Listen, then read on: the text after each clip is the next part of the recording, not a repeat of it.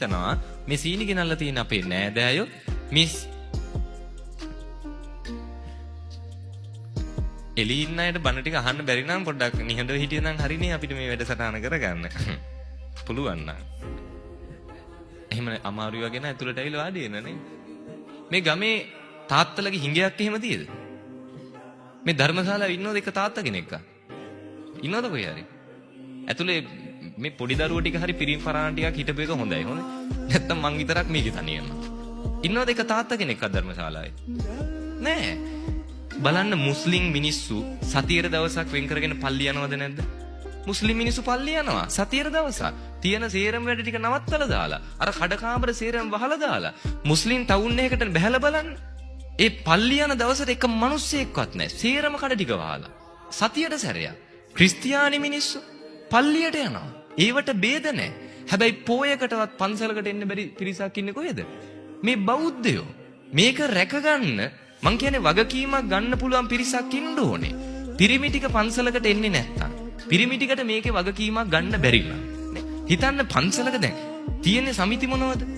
තියෙන හරියක් තියෙන කුලගණ සමිති. ඇයි ඒ? ඇයි කුලගණ සමිති හදලා තියෙන්නේ? තාත්තලෙන් නෑනේ. මං කියන්නේ මේක රැකගන්න. අපි මේ සිවුරු දාගෙන ඉන්නේ, අපි මේ බණ කියන්නේ, අපි මේ කැපකිරීම කරන්නේ සිවුරු ඇරලා ගෙදෙට්ට ගිහිල්ලා ලස්සනට තරුණ ජීවිතයක් ගත කරන්න බැරුව නෙවෙයි. හිතන ඇති මාර ලස්සනයිනේ, හරිම සැපෙන් අපි ඉන්නවා කියලා. කණ්ඩ බොන්න ටික හම්බෙනවා. මං කියන්නේ ඇවිල්ලා මහණෙලා බලන්න. අපි කෑවත් බැනුම් අහන්න ඕනේ. නොකා හිටියත් බැනුම් අහන්න ඕනේ. පයින් ගියත් බැනුම් අහන්න ඕනේ. වාහනයක ගියත් බැනුම් අහන්න ඕනේ. බස් එකක නැග්ගත් බැනුම් අහන්න ඕනේ. මොනතරම් කැපකිරීමක්දනේ? අපි මේ කැපකිරීම කරන දැන් දානේ ගෙදර හිතන්නකෝ එළවලු 10ක් විතර හදනවා. ඔය 10ම බෙදාගෙන වැළඳුවොත් ඒ හාමුදුරන්ගේ පෙරේතකම කියලා පස්සට ගිහින් බයිනවා. අපි දන්නේ නැතුව නෙවෙයි. ඔය 10න් එකක් හරි වැළඳුවේ නැත්තම් මෙච්චර හදලා හාමුදුරුවෝ දානේ වළඳන්නේ. ඒකටත් බයිනවා. කවුද කැමති නේ කන්න ටික හම්බෙද්දි ඒ කන්න ටික දීලා බැනුම් අහන්න නේ. ඒතකොට මේ කැපකිරීම කරන්නේ අපිටත් මේක දමල ගහලා යන්න බැරි කමකට නෙවෙයි. අපේ ලස්සනම කාලේ, අපේ තාරුණ්‍ය, අපි මේ කැප කරගෙන මං කියන්නේ බුද්ධ කාලේ වගේ නෙවෙයි අද කාලේ. පොඩි දේ උනත් විවේචනය කරන්න පිරිස වැඩි. අද මේ පන්සලේ ගමේ දායකයෝ ටික හොයාගන්න අමාරු වුණාට, අද මේ ගමේ පන්සලේ පිරිමි ටික හොයාගන්න බැරි වුණාට, පොඩි හාමුදුරුවෝ බලන තරුණ හාමුදුරු කෙනෙක්. ඒ හාමුදුරුවෝ නායක හාමුදුරුවෝ එකතු වෙලා හරි ලස්සන පින්කමක් කරනවා. හැබැයි මේකට ශක්තියක් වෙන්න මං කියන්නේ ඇති. බොහෝ පිරිසක් ඇති මේකේ පිටිපස්ස ඉඳගෙන. නමුත් පින්කමක ඉස්සරහට එන්න මේකට ශක්තියක් වෙන්න පිරිමි නැති වුණාට පාන්දර 12ට හරි කමක් නැහැ. ගමේ පන්සලේ හාමුදුරුවෝ මොකක් හරි වැරද්දක් කළා තිබ්බොත් පන්සලෙන් පන්නන්න ওই සෙට් එකේ ඉද නැද්ද?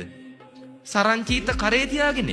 අද මෙතෙන්ට නැති දායක සභාවේ වැඩිම පිරිස හාමුදුරුවෝ පන්නන්න ඕනේ වෙච්ච දවසක එදාට පන්සලට.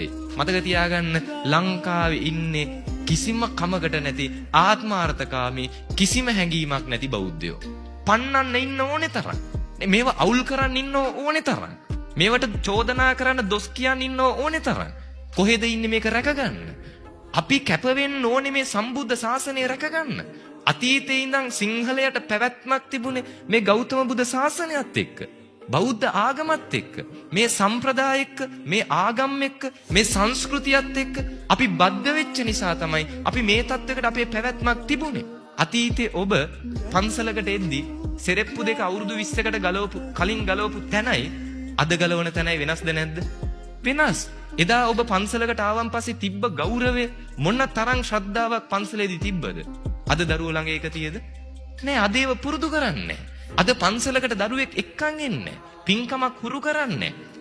මේ ශාසනය වැඩි කල මෙහෙම ගියොත් තියෙන්නේ නෑ. හෙට අනිද්දම ඔබේ දරුව ඔබව ගිහිල්ලා වැඩිහිටි නිවාසයක දායි. හෙට අනිද්දම ඔබේ දරුව ගිහිල්ලා ගෙදරින් එළියට දොට්ට දායි. හෙට දවසේදී පන්සලකට දානයක් දෙන්න කෙනෙක් නැති වේවි. මේ ශාසනය වැඩි කල තියෙන එක නෑ. මේක රැක ගන්න ඕනේ අපි. මේක පරිස්සම් කර ගන්න ඕනේ අපි. ඒකට හැඟීමක් තියෙන්න ඕනේ අපිට. ඒ හැඟීම අපිට නැත්තම් මං කියන්නේ කමන්නේ.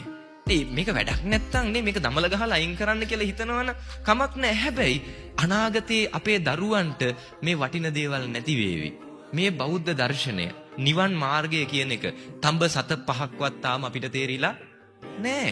හාමුදුරුවන්ට දොස් කියන්න, හාමුදුරුවෝ පන්නන්න, මේකට කෙල ගහන්න බලාගෙන, බනින්න බලාගෙන, කට ඇරගත්ත ගමන් චෝදනා කරන්න බලාගෙන බහුතරයේ හිටියට එක ගිහි පවුලක් ඉන්නවද පන්සිල් රකින්න?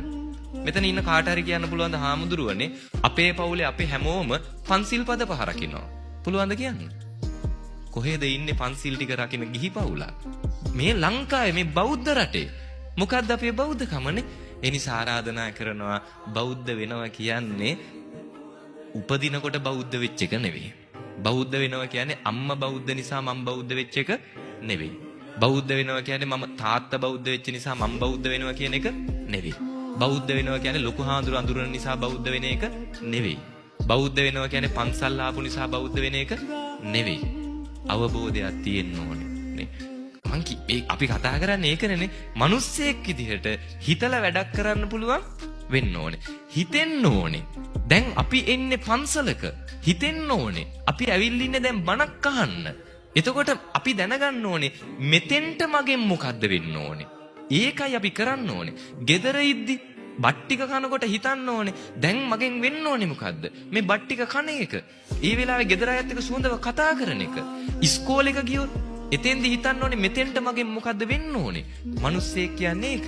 තේරෙනවද? හරිද? ඒ නිසා මනසින් උසස් කියන්නේ අර තිරිසන් සත්තු වගේ හැසිරෙන්න බෑනේ. තිරිසන් සත්තුන්ට මනසක් නැහැනේ. හිතන්න හැකියාවක් නෑ. ඒ අයට සහෝදර සහෝදරියෝද අම්මා තාත්තද දරුවෝද ඒවා අදාළ වෙන්නේ නෑ. තැනක් නොතැනක් අදාළ නෑ. අපි මිනිස්සු වෙන්න ඕනේ. පැහැදිලිද?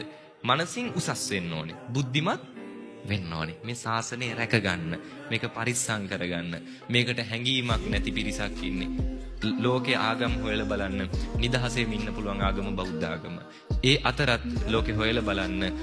ඒ ආගම ගණන් ගන්න නැතුව ඒක පල්ලෙහාට දාන පිරිස ඉන්නෙත් බෞද්ධ ආගම.